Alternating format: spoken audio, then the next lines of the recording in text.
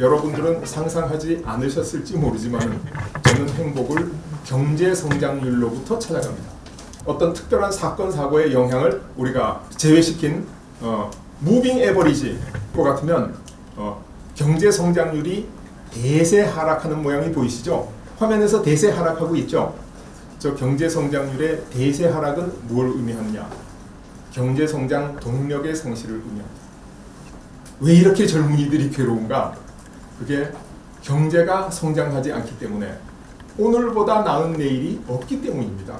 코로나 사태라고 하는 쓰나미가 몰려와가지고 우리가 저걸 잠시 잊어버렸어요. 코로나 문제가 해결되고 나면 냉엄한 현실, 자살공화국이 우리한테 다시 돌아오고, 우리가 왜 4차 산업혁명을 못하고 있냐? 4차 산업혁명에 대한 오해와 불신이 이 사회에 잘못 깔려있기 때문입니다.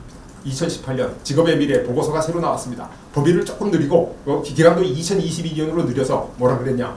4차 산업혁명이 진행되면 1억 3,300만 개의 직업이 생기고 7,500만 개의 직업이 없어져서 네트로 5,800만 개가 생긴다. 과거 2016년 보고서 틀렸다는 거 증명했죠, 자기네들이. 그런데 우리에 인용되는 것은 2016년 보고서지 2018년 보고서가 인용되고 있지 않아요. 그래서 우리나라 4차 산업혁명이 진행되고 있지 않은 거예요. 참 가슴 아픈 일입니다. 근데 이 얘기가 왜 이렇게 됐냐?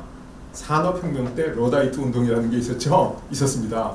그 당시에는 고용이라는 게 없었어요. 아침에 일하러 가서 일거리 있으면 일당 받고 일거리 없으면 일이 없는 거예요. 기계가 딱 들어와 있으면 어떻게 되죠? 노동자가 일할 게 없어요. 그러니까 밤에 가서 기계를 부쉈어요. 그거를 러다이트 운동이라고 해요. 기계 파괴 운동이에요. 그래서 산업혁명이 끝나고 나서 어떻게 됐냐? 여러분 이 그래프에 보시는 제일 위에 왼쪽에 있는 점선이 네덜란드 노동자의 실질 임금이에요. 네덜란드 노동자가 세계에서 제일 잘 살았어요. 근데 산업혁명이 딱 일어나고 나서 영국 노동자의 실질 임금이 올라가가지고 네덜란드 노동자의 2배 잘 살게 됐어요. 네덜란드가 아닌 다른 나라 5배 잘 살게 됐습니다. 영국의 노동자가 산업혁명으로 인해서 쾌적한 직업 속에서 많은 소득을 올려서 세계 평균 다른 대도시의 노동자보다 5배 잘 살게 되고 세계에서 가장 잘 살던 네덜란드 노동자보다도 2배 잘 살게 됐어요. 이게 산업혁명입니다.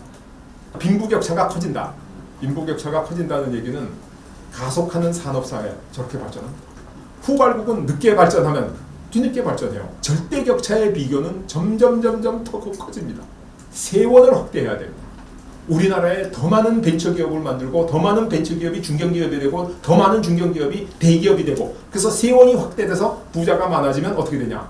세금을 깎아줘도 총세금이 더 많이 거치는 겁니다. 저건 역사적으로 다 증명된 사실.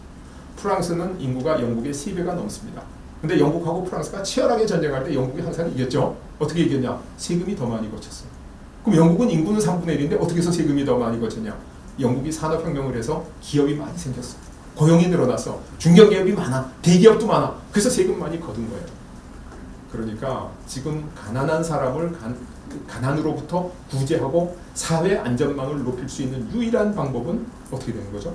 기업을 많이 만들고, 기업을 만들면 고용이 늘어나고, 고용이 늘어나면 세금이 많이 거치고, 그 방법 밖에는 없다는 사실을 우리가 알아야 돼요. 경제를 성장시키려면 어떻게 해야 되냐? 기업을 발전시켜야 돼요.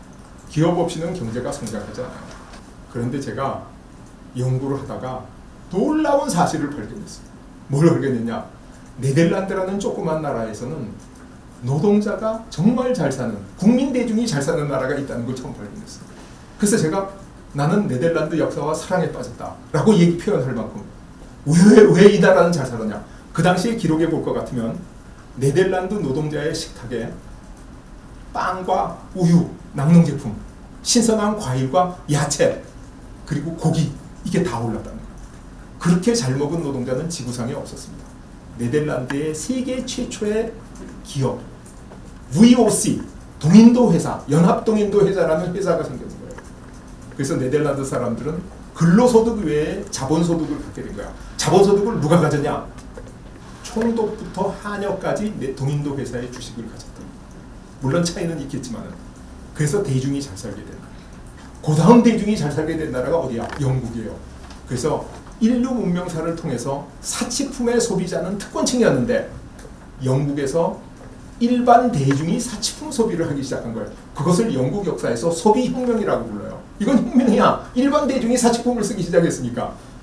그래서 일반 대중, 그 중산층 이 사람들을 잘 살게 하는 유일한 방법은 기업이 잘 돼야 됩니다. 기업이 잘 돼서 고용을 누리고 기업이 동반 성장을 하고 하청기업, 삼청기업이 생겨서 함께 발전해야 됩니다. 그래서 제가 기업의 가치를 주장하는 유일한 이유는 일반 국민 대중을 잘 살게 하는 방법이 기업 없이 안 된다는 겁니다. 모든 고용은 기업만이 창출합니다. 그것도 영리를 목적으로 하는 기업만이 창출해요. 아니 영리 목적하는 기업은 자기만 잘 살자는 거지? 그렇지 않습니다. 영리를 목적으로 하는 기업이 세금을 내서 그 세금으로 고용된 게 공무원이고 공공고용이에요. 영리를 목적으로 하는 기업이 세금 내지 않으면 안 돼. 야, 근데 기업이 영리를 목적으로 하지 않고 그냥 저 현상 유지만 하면 안 돼? 그러면 국민들한테 모든 게 더 잘 돌아올 거야. 그렇지 않습니다. 영리를 목적으로 하지 않으면 기업이 크지 않고 기업이 크지 않으면 고용이 늘어나질 않아요. 그럼 항상 어제나 오늘이나 똑같아. 정체돼. 그래서 영리를 목적으로 이윤을 내서 자본을 축적해야만 고용이 늘어나요. 그래야 더 많은 사람이 고용되고 발전하게 되는 거예요.